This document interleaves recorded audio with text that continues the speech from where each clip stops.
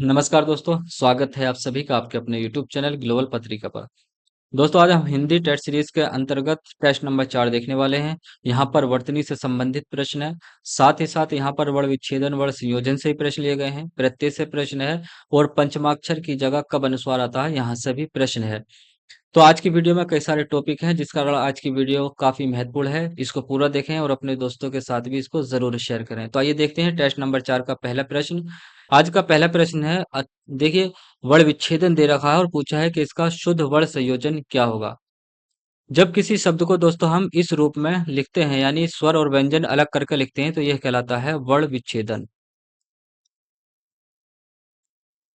वर्ण विच्छेदन यानी वर्ण विच्छेद करना, तो वर्ण विच्छेदन कहलाता है। और जब इस स्वर और व्यंजन के अलग रूप को यानी वर्ण विच्छेदन को किसी शब्द के रूप में लिखते हैं, तो यह कहलाता है वर्ण संयोजन। ये वर्ण संयोजन और वर्ण विच्छेदन में बेसिक अंतर है। यहाँ पर देखिए, हम इस तरीके से देखेंगे, आ है तो आ इन चारों में है। ता है और ता को जो सहायता देने के लिए स्वर है वो है छोटी ई। तो देखिए यहाँ पर बड़ी ई है, जिस कारण ऑप्शन ए गलत हो जाएगा। इसके बाद शाह, और शाह को देखिए जो सहायता दे रहा है वो है छोटा आ। तो शाह का पूरा रूप हो जाएगा छोटा आ की सहायता से। और देखिए या को सहायता छोटा ओ। तो यहाँ पर देखेंगे या को सहायता यहाँ पर बड़ा ओ के द्वारा दिखाई गई है, जिस कारण ऑप्शन बी गलत है। इसके बाद आधा का इन दोनों में है ता, और ता को देखिए सहायता छोटे ई के द्वारा दी गई है, जिस कारण यहाँ पर तो देखिए छोटी ई है, यहाँ पर बड़ी ई, जिस कारण ऑप्शन डी गलत और हमारा ऑप्शन सी सही हो गया। यानी ये क्या है, ये जो वर्ण विच्छेदन है, इसका जो शुद्ध वर्ण संयोजन होगा वो होगा अतिशयोक्ति। और ये अतिशयोक्ति जो है शुद्ध रूप में लिखी हुई है, वर्तनी में ये अनेकों बार पूछी जाती है। इस पर स्टार लगा लो दोस्तों। अतिशयोक्ति जो है इस रूप में ही लिखी होती है। अगला प्रश्न है, निम्न में वर्तनी की दृष्टि से अशुद्ध शब्द क्या है। सामाजिक, माधुर्य, व्याप्त या प्रमाणिक। तो इसका सही आंसर है ऑप्शन डी, यानी अशुद्ध पूछा है तो प्रमाणिक, क्योंकि जो प्रमाणिक का शुद्ध रूप है वो बनता है दोस्तों पिरामाणिक। क्योंकि प्रमाण शब्द में ये इक प्रत्यय जुड़कर बना है, जैसे यहाँ पर समाज शब्द में इक प्रत्यय जुड़कर बना है। समाज प्लस इक। तो इक प्रत्यय जुड़ने से जो पहले स्वर में कैसा बदलाव आया, आइए थोड़ी इस पर चर्चा कर लेते हैं। देखिए, आप स्वर जानते हैं, छोटा आ, बड़ा आ, छोटी ई, बड़ी ई, छोटा ए और बड़ा ए, छोटा ऊ, बड़ा ऊ, छोटा औ और बड़ा औ, और री से ऋषि। इस तरीके से क्यों लिखे मैंने, तो क्योंकि मैंने अलग अलग परिवार बनाए हैं। ये एक परिवार में रख लें, इनको एक परिवार में रख लें, इनको एक परिवार में और इसको अलग में। तो देखिए, जब किसी शब्द में इक प्रत्यय जुड़ता है, जब किसी शब्द में इक प्रत्यय जुड़ता है, तो उस शब्द के पहले आने वाला जो स्वर है वो अपने परिवार के बड़े भाई के रूप में आता है। जैसे इसका बड़ा भाई कौन सा है, वो है बड़ा आ। इसमें बड़ा भाई है इनका, देखिए बड़ा ये, बड़ा ए। और इनका जो बड़ा भाई है वो देखिए बड़ा ओ। और री का जो परिवर्तन हमने देखा वो देखते हैं, देखिए आर के रूप में। आर के रूप में यहाँ पर एक तो एक प्रत्यय और या प्रत्यय जुड़ने का हम नियम सीखने वाले हैं। तो जब इस शब्द में देखिए समाज में सा के साथ जो है वो छोटा आ है, तो छोटा आ है, लेकिन इसमें जब एक प्रत्यय जुड़ा तो शुरू में क्या बना गया, यानी इसका बड़ा भाई आ गया और ये बन गया सामाजिक। ऐसे ही मैं अगर इसका एग्जाम्पल मैं आपको दूं, तो देखिए कोई शब्द है, जैसे दिन शब्द है, दिन। और दिन में देखिए छोटी ई है, और हमने इसके बाद देखिए एक प्रत्यय जोड़ा, तो छोटी ई है इसमें और इसका बड़ा भाई कौन सा, ए। तो इसमें जो परिवर्तन होने वाला है वो ई ए के रूप में होने वाला है। और यही कारण है, जब दिन में एक प्रत्यय जुड़ता है तो दोस्तों वो बन जाता है दैनिक। ठीक। इससे संबंधित देखिए कोई एग्जाम्पल लें, कोई शब्द है, जैसे एक शब्द है भूगोल।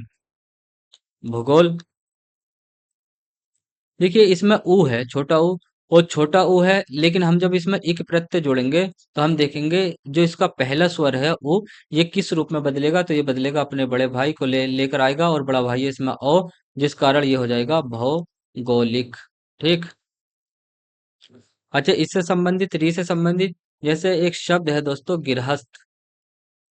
गृहस्थ, जब हम इसमें या प्रत्यय जोड़ते हैं तो ये बन जाता है गार हस्ते। गार हस्ते। ये था एक और या प्रत्यय जोड़ने का नियम। यानी समाज से कैसे, देखिए जब इसमें एक प्रत्यय जोड़ा तो सामाजिक बन गया, क्योंकि यहाँ पर छोटा आ है और इस परिवार का बड़ा सदस्य है बड़ा आ। एक प्रत्यय जब जुड़ेगा तो ये इसमें आ होगा, तो ये वाला परिवर्तन देखा जाएगा। ई ई ए आई है तो ये परिवर्तन देखा जाएगा। और जब ये इन चारों में से अगर कोई उस शब्द का पहला स्वर है तो ये वाला आएगा, और री की जगह आर आएगा जब यह प्रत्यय जुड़ेगा। यही कारण है कि समाज में एक प्रत्यय जुड़ने से पहला जो परिवर्तन बड़ा आ बन जाता है, वो ये हो जाता है सामाजिक। ऐसे ही प्रमाण में जब प्रत्यय इक जुड़ा तो ये हो जाएगा प्रामाणिक। अगला प्रश्न है, निम्नवर्तनी की दृष्टि से शुद्ध शब्द क्या होगा? परीक्षण, पूज्य, प्राण या परीक्षा। देखिए, जो परीक्षण ये गलत है, ये लिखा जाता है परीक्षा, बड़ी की मात्रा आएगी परीक्षण। और पूज्य में बड़े की मात्रा आती है पूज्य। और प्राण जो लिखा जाता है दोस्तों, वो लिखा जाता है प्राण। ये सही है, ऑप्शन डी। अगला प्रश्न है, निम्नवर्तनी की दृष्टि से शुद्ध शब्द क्या होगा? उज्ज्वलन, उज्जलन, उज्जवलन या उज्ज्वल। तो इसका शुद्ध रूप है उज्ज्वल। आप जानते हैं, देखिए ये संधि से लिया गया है। जब हम व्यंजन संधि पढ़ते हैं और ता के बाद जब हमें देखिए जा या झा देखने को मिलता है, तो इस ता का क्या हो जाता है? जा हो जाता है। ठीक, इस ता का जा हो जाता है। जैसे आपने पढ़ा होगा सत्य प्लस जन, क्या बन जाएगा? सज्जन, सज्जन।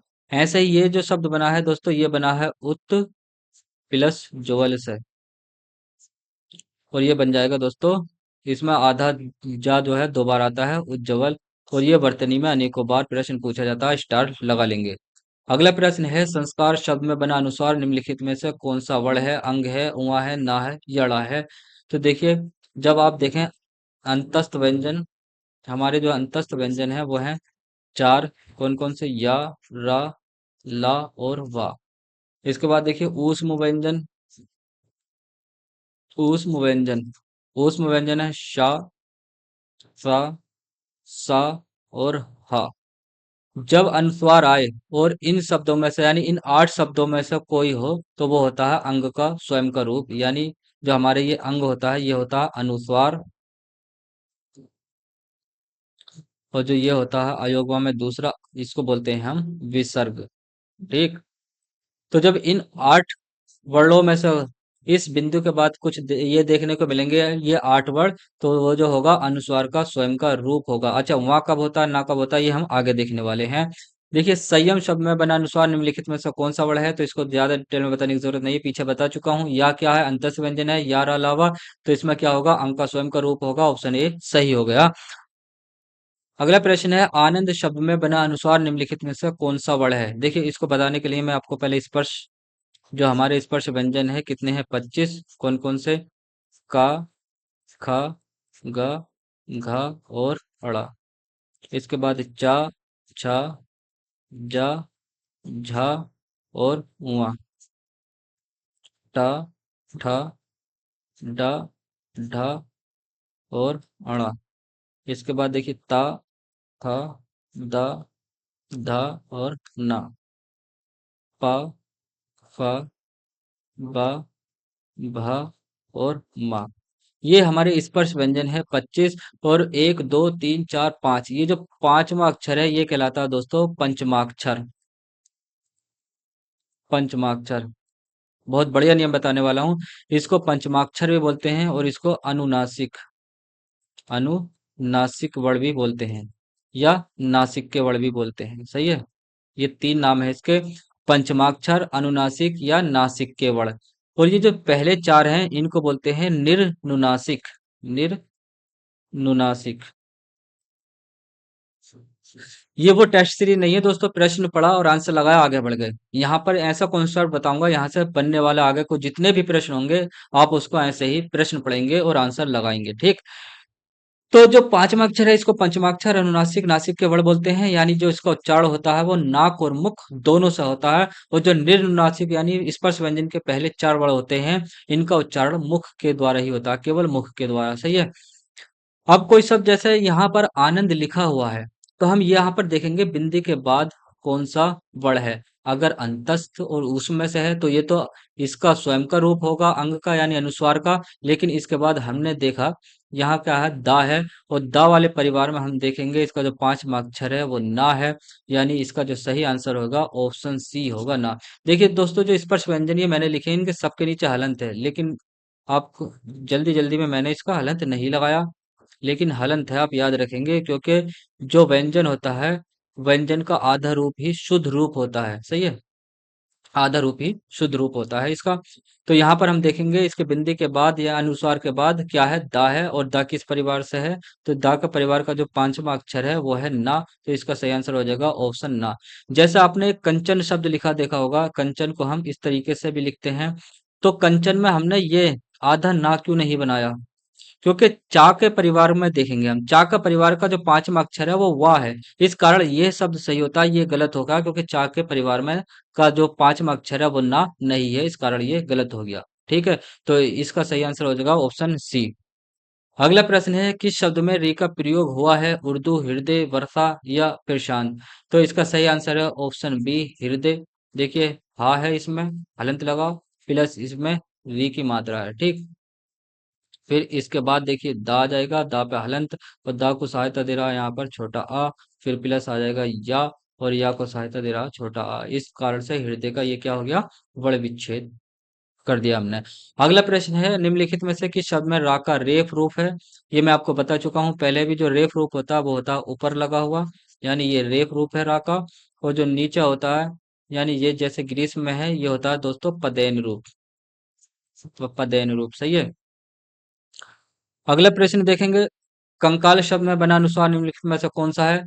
देखिए अनुस्वार है, और अनुस्वार के बाद आप देखेंगे ये का है, और का किस परिवार से है, तो आप देखेंगे का जो परिवार का पांचवा अक्षर है, आप जानते होंगे पांचवा अक्षर का के परिवार का क्या है, ये है ड़ा। तो इसका सही आंसर हो जाएगा दोस्तों ऑप्शन सी का। देखिए आपने गंगा को इस तरीके से लिखा देखा होगा, गंगा, और गंगा को इस तरीके से भी लिखा देखा होगा, गंगा, जो इसका सही रूप है। लेकिन अब जो टंकण विधि चल रही है टाइपिंग विधि में, इसको लिखने में सहायता होती है टंकण विधि में, तो इस कारण ये क्या हो गया, अब प्रचलन में आ गया है, ठीक, सही है। तो यहाँ पर जो ये अनुस्वार लगा हुआ है ना, वो इसी की जगह लगा हुआ है, क्योंकि गा का भी पांचवा अक्षर कौन सा है, यानी गा के परिवार का पांचवा अक्षर यही है, जैसे यहाँ पर का है, और का पांचवा अक्षर कौन सा होता है, यही पर होता है, सही। अगला प्रश्न है दोस्तों, निम्नलिखित शब्दों में शुद्ध शब्द को पहचानिए, आशीर्वाद, आजीविका, अध्ययन, उन्हीं में कौन सा शब्द शुद्ध है, तो ऑप्शन सी आजीविका सही है, क्योंकि आशीर्वाद इस तरीके से नहीं लिखा जाता, बल्कि इस तरीके से लिखा जाता है, जो मात्रा होती है वो यहाँ पर आती है, सही है। आशीर्वाद वाक्य ऊपर आती है मात्रा, आजीविका सही है। अध्ययन में डबल या आएगा दोस्तों, इस तरीके से लिखा हुआ होता अध्ययन, ये सही रूप है। और ऊनी में बड़ा ऊ आता है, ऊनी, ऊनी वस्त्र, सही है। ऊनी वस्त्र इस तरीके से लिखा होता है, इसमें बड़ा ऊ आएगा। अगला प्रश्न है, कंठ शब्द में बना अनुस्वार, देखिए ये भी उसी से आधारित है, यानी हम ये बताएंगे, देखिए ये कंठ सही है, ये कंठ सही है, या ये कंठ सही है। तो आप जानते होंगे जो टा ठा डा ढा, इसका पांचवा अक्षर है दोस्तों, वो होता है ये ला, तो इसका जो शुद्ध रूप होगा लिखने का तरीका वो ये होगा, ना कि ये या ये। तो हम देखेंगे कर्ण शब्द में बना अनुस्वार निम्नलिखित में से कौन सा वर्ण है, तो ऑप्शन डी ये हमारा सही है।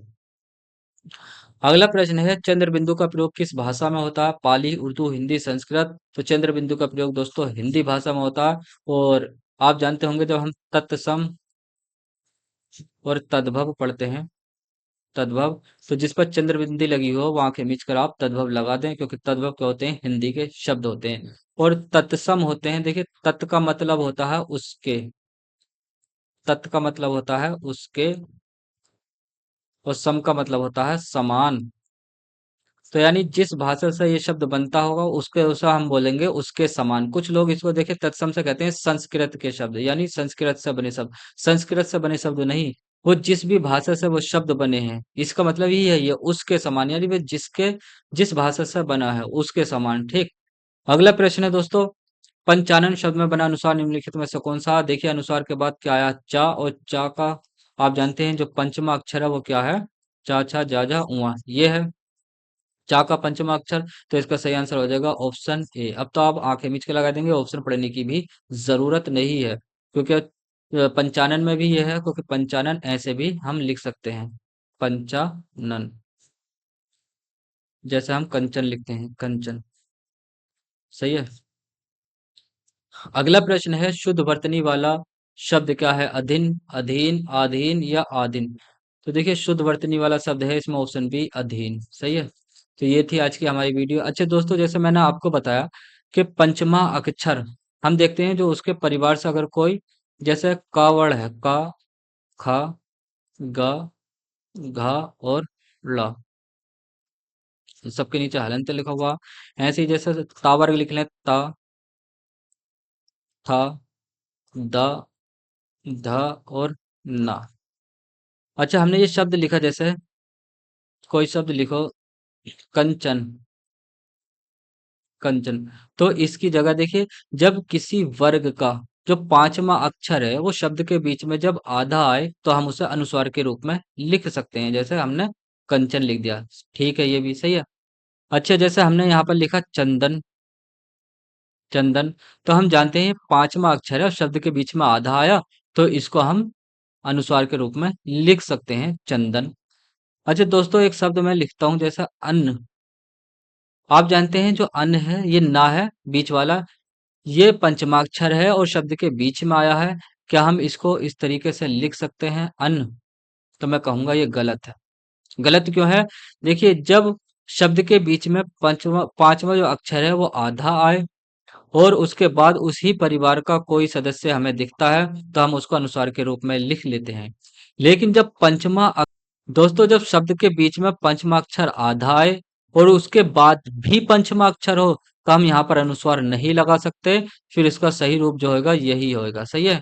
यानी पंचमा अक्षर बीच में आधा आए और उसके बाद फिर पंचमा अक्षर आए लगातार, तो हम उसको अनुस्वार के रूप में नहीं लिख सकते। बल्कि पंचमा अक्षर जब बीच में आधा है और उसके बाद उस परिवार का अन्य सदस्य जब हमें दिखे, तो हम अनुस्वार में लिख सकते हैं। लेकिन पंचमाक्षर के बाद ही कोई पंचमाक्षर जब आता है, जैसे अन्न, तो इसमें हम अनुस्वार नहीं लिख सकते। तो ये थी आज की हमारी वीडियो। आशा करता हूँ आपको पसंद आई होगी। इसको अपने दोस्तों के साथ जरूर शेयर करें।